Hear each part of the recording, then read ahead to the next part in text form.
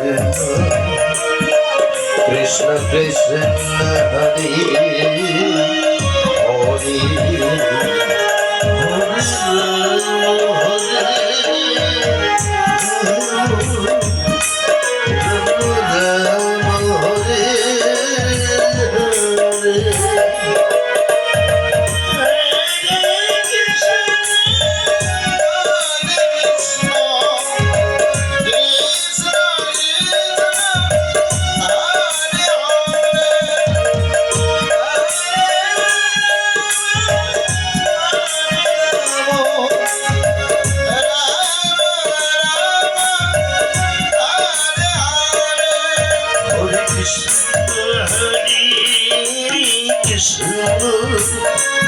কৃষ্ণ কৃষ্ণ হরি হরি হরি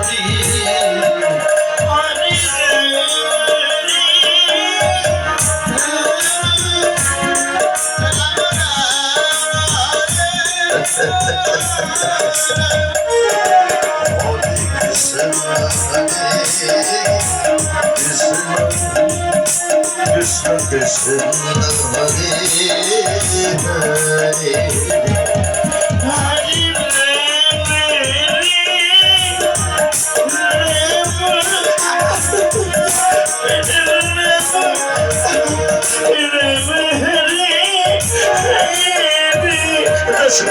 আমাকে ছেড়ে দাও, আমি বাবার কাছে যাবো।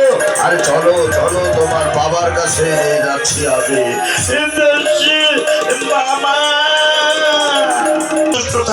বেশি কিছু আশা করিস নি।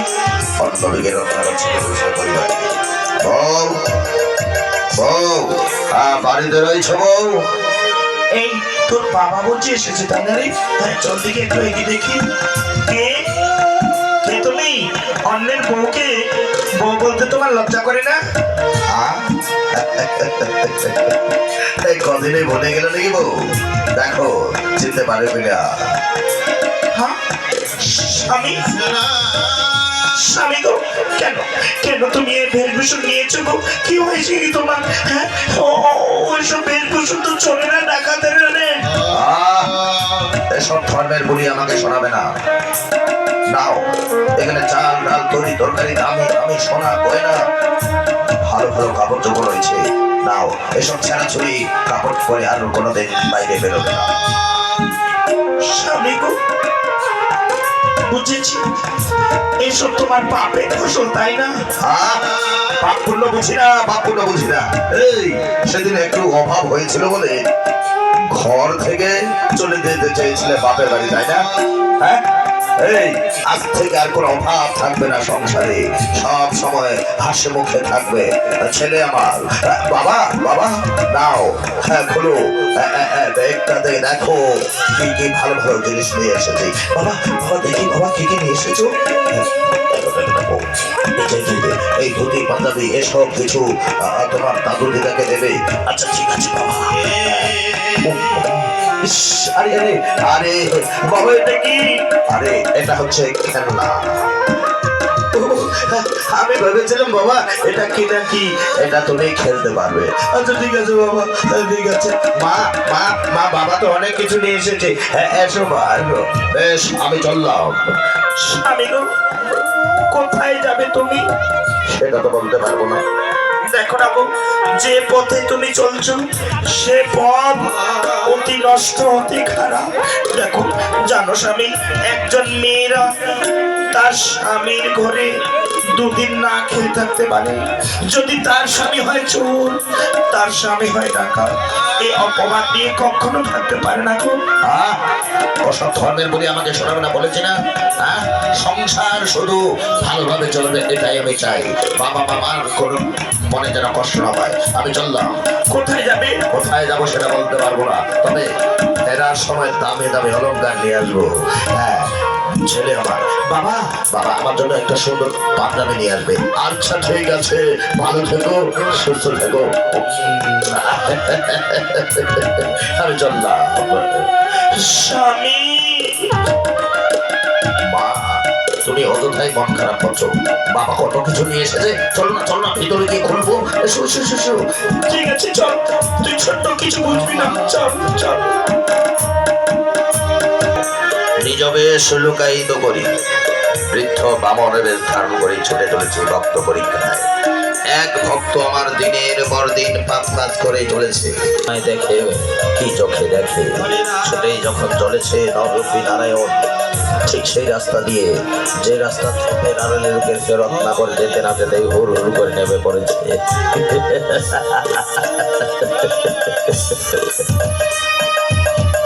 বাবু কোথায় হেলে দুলে যাচ্ছ ব্রাহ্মণ? ভালো লাগে না, ভালো লাগে না। কেন বাবু? আরে কোথায় ধনির দুলালদের আগমন হবে তা না হয়েছে যত সব ব্রাহ্মণ আর সন্ন্যাসীর প্রবেশ।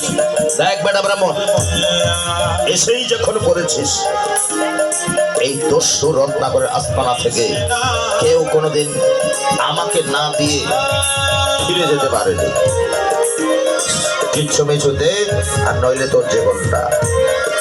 বাবু আমি সন্ন্যাসী মানুষ, যা তারে যাই তার তারে খাই, কারো জন্য কিছু কোথায় পাই?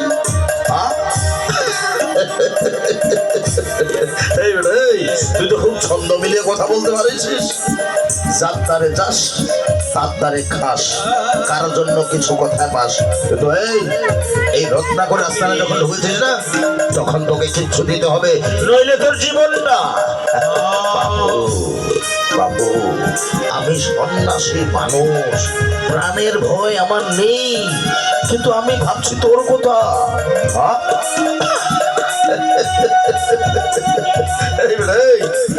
আমার কথা ভাবছিস? তা কি ভাবছিস বল? বাবু ভাবছি এটাই, এই যে তুই দিনে দিনে ডাকাতি করছিস, চুরি করছিস, মানুষ মারছিস, নারী অপহরণ করছিস, এসব তুই কার জন্য করছিস? এই বেটাই একমাত্র বুঝতে পারছে না। এসবে না আমি সংসারের জন্য করছি, আমার বাবা মার জন্য করছি, আমার ছেলের জন্য করছি, আমার বউয়ের জন্য করছি। বাবু যার জন্য এত কিছু করছিস, তুই তো মহাপাপে লিপ্ত হয়েছিস। তা হয়েছে তো কি হয়েছে? এই যার জন্য এত পাপ করছিস, ওরা কি তোর পাপের অংশ নেবে? কি বলছিস? আরে আমার পাপের ফসল খাচ্ছে আর আমার পাপের অংশ নেবে না? বাবু জানা একবার জিজ্ঞাসা করে আয়, কে কে তোর পাপের অংশ নেয়? যদি নে তো ভালো, আর নইলে পরে এসে আমাকে মারো। আমি তো বলেছি বাবু যে আমি সন্ন্যাসী মানুষ, প্রাণের ভয় আমার নেই। ইচ্ছে কিছু বলেনি না, কিন্তু বিশ্বাস তো হচ্ছে না, বিশ্বাস হচ্ছে না। এই ব্রাহ্মণ, তুই আমাকে ভুলি ফেলে পাঠিয়ে দিবি আর তুই সোজা এখান থেকে পালিয়ে যাবি, তাই না? এই পালানোর চেষ্টা করছিস না? বাবু উত্তেজিত হোস নে বাবু, তুই এক কাজ কর, এই বৃক্ষের তলায় বিশ্বাস যদি না হয় শক্ত করে আমায় বেঁধে রাখ, আর একটিবার খেয়ে যা, জিজ্ঞাসা করে আয় যার জন্য এত কিছু পাপ করছিস তারা পাপের অংশ নেই নাকি? সংসারে তো সবাই আমাকে ভালোবাসে, পাপের অংশ আমার সবাই নেবে, কিন্তু এই বেটা ব্রাহ্মণ যখন বিশ্বাস করছে না, এই জন্যই শুধু আমাকে যেতে হচ্ছে। আচ্ছা ঠিক আছে, তোমার পর কোনো ভরসা নেই। আসো এই বৃক্ষের তলায় আমি তোমাকে শক্ত করে বেঁধে রাখছি, যতক্ষণ পর্যন্ত না এসেছি ততক্ষণ যদি পালিয়েছিস না তো বেটা বলেছিস কাউকে ছাড় দিনি, এই প্রথম এই তোকে ছাড় দিলাম। হ্যাঁ এই তোকে ছাড় দিলাম, বুঝেছিস? যাবো আর আসবো, সবাই তো পাপের অংশ নেবে। বেটা তুই যখন বিশ্বাস করছিস না এজন্যই যাচ্ছি। যাও যাও বাবু যাও, হ্যাঁ ততক্ষণে থাকবে এখানে, যাই একটিবার জিজ্ঞাসাবাদ করে আসি। নররূপী নারায়ণকে কি আর বেঁধে রাখানো যায়? সহচ্ছায় মুক্ত হয়ে মৃদু এসে বলছে, যাও বাবু যাও, একটিবার গেলেই বুঝতে পারবে তুই কত বড় পাপ করেছিস আর কে কে তোর পাপের অংশ নেয়। যতক্ষণ পর্যন্ত না ওই ভক্ত আসছে তার ভুল থেকে আমার কাছে, ততক্ষণে একটু ভক্ত পরীক্ষায় আমি বেরোই, দেখি কোন ভক্ত আমাকে কে চোখে দেখে।